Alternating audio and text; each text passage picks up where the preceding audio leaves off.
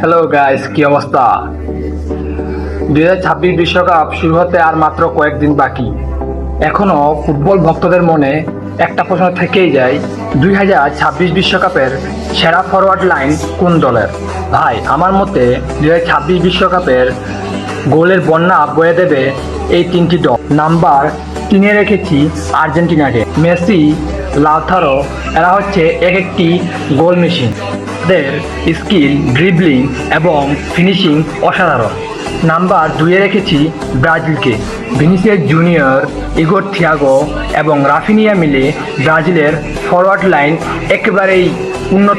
ব্রাজিলের এই তিনটি ফরওয়ার্ড বিশ্বকাপের যে কোনো দলের জন্য ভয়ানক হতে পারে।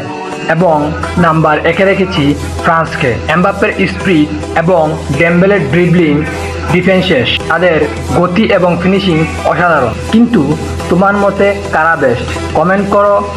এবং 1 নম্বরে ফ্রান্স নাকি আর্জেন্টিনা নাকি ব্রাজিল, কমেন্ট করে বলো কোন দল এবার বিশ্বকাপ জিততে পারে।